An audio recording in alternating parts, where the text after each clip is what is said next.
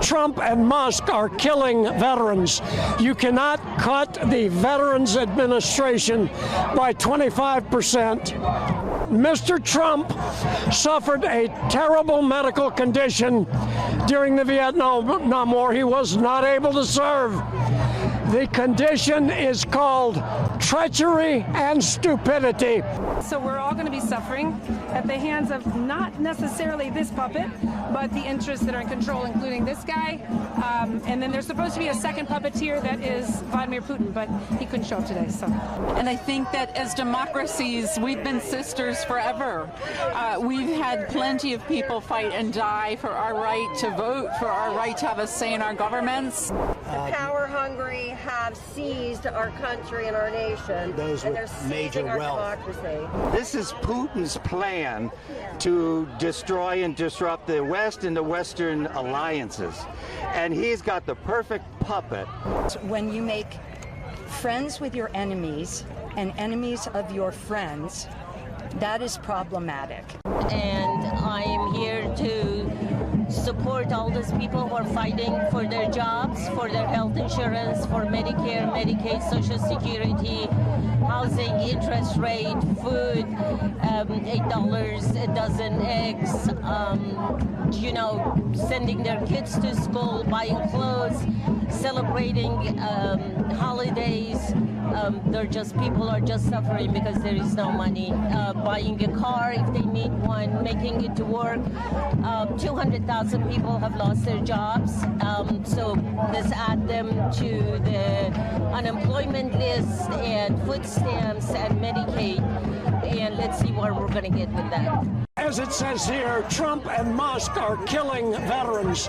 You cannot cut the Veterans Administration by 25%, already done, and try to shrink it down to 50%. You cannot take people who have fought and become wounded and have long-time illnesses, PTSD, and who are in our veterans' hospitals and boot them out onto the street.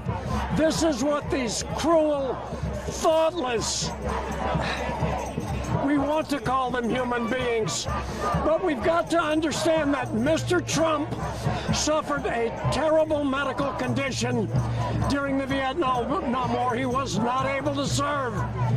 The condition is called treachery and stupidity, and so many of the people in his cabinet are suffering from that today. I don't mean to be unkind to them, but they are ignorant and know not what they do. The last time someone said that, dear God, forgive them, they know not what they do. It was the last person who was standing up for humanity. So we have to realize this. And we have to honor our journalists and our videographers who are taking this message worldwide. Right. Now, on Wednesday, the tariffs were imposed and announced. There was worldwide, there was a shock. Allies were again in shock. Allies like India, who could be great partners when you have to counter China. What do you have to say on that? I've lived in Calcutta for almost 2 years. Today it is Kolkata. It is Kali's city, a city where a goddess, a great and powerful feminine force, still resides. That force resides all over India, and it resides all over the world. I am standing on the shoulders of my Mother Earth today, and all of these developing and fellow countries who understand the crimes that are going on in the United States are standing beside us.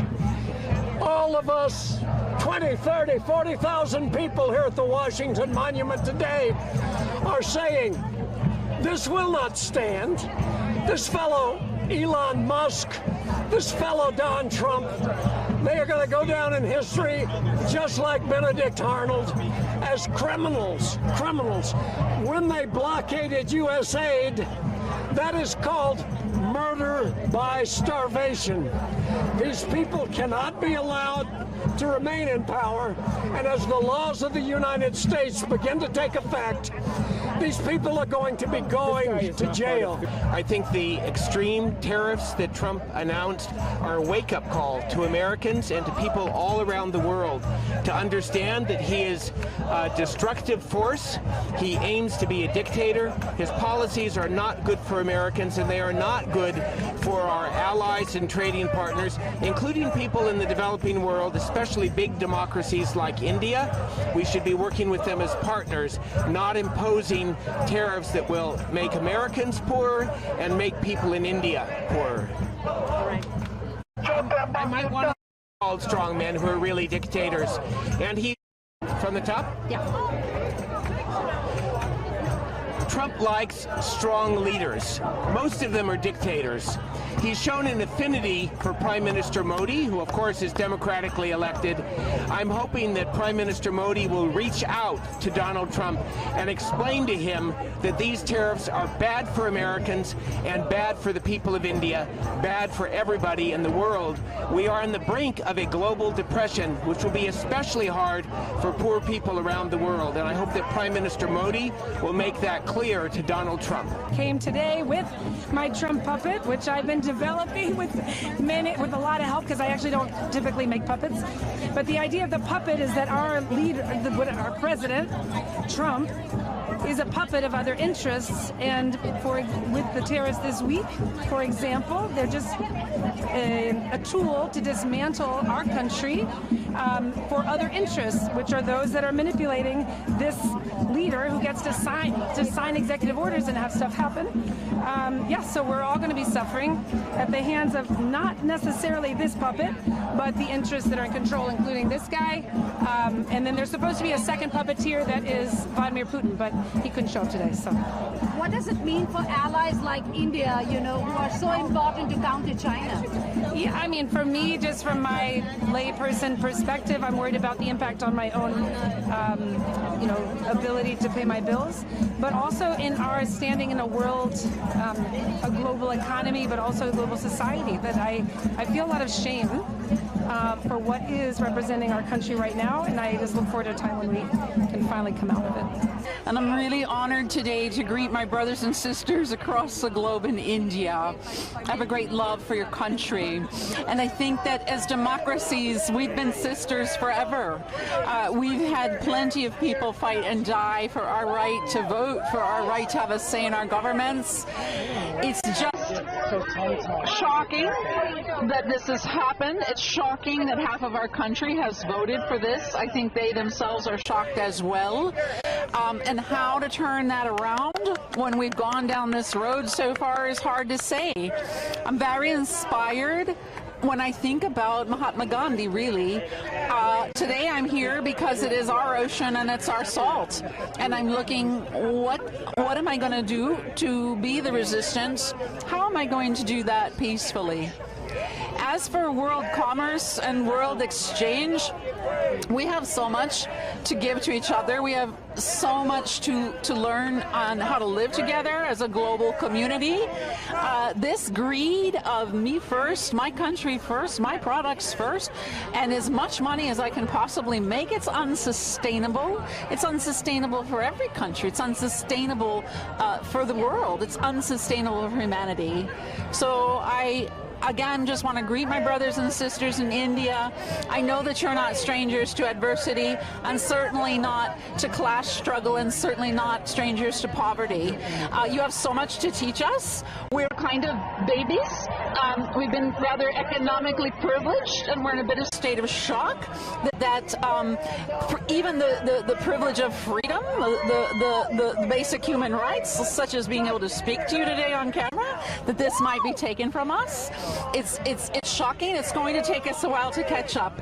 So please help us. You're further down the road. You know the ocean better. You've tasted this salt yourselves. We're going to learn. We'll join you there. Please have faith in us, and we'll pray for each other. We're here because our democracy is being stolen by this administration or regime, and we wanted to make a very bold statement showing different aspects of what's happening now with the Trump administration, And so as you see here, this is self-explanatory. We have someone that wants to be a dictator trying to run our country as if he's an autocrat. This is, I think, the hands-off, everything that the administration is trying to do right now, putting their hands on everything, stripping us of all of our rights as a country. I'm not sure what. When this country was founded on the openness of gathering the huddled masses of those who were distraught, those were put down, those who were disadvantaged, and our country was open to those seeking asylum. We feel now that our country, who was at one time harboring the masses, are now being punished for that, and feeling almost as if the Statue of Liberty and liberty itself is no longer welcome here. And it's disheartening especially for somebody who grew up in a household where everybody was welcome, to now feel like people in this country some people are no longer welcome. Put the mic up. The overreach of Donald Trump and the fights that are in the court systems now, it seems like he wants to be the dictator that he is acting like. The brolarchy is really demonstrates how those who have power hungry have seized our country and our nation, those and with they're major seizing our wealth. democracy. What I believe is going on, this is Putin's plan to destroy and disrupt the West and the Western alliances. And he's got the perfect puppet in Trump. And so he's got Trump doing his dirty work by putting these tariffs.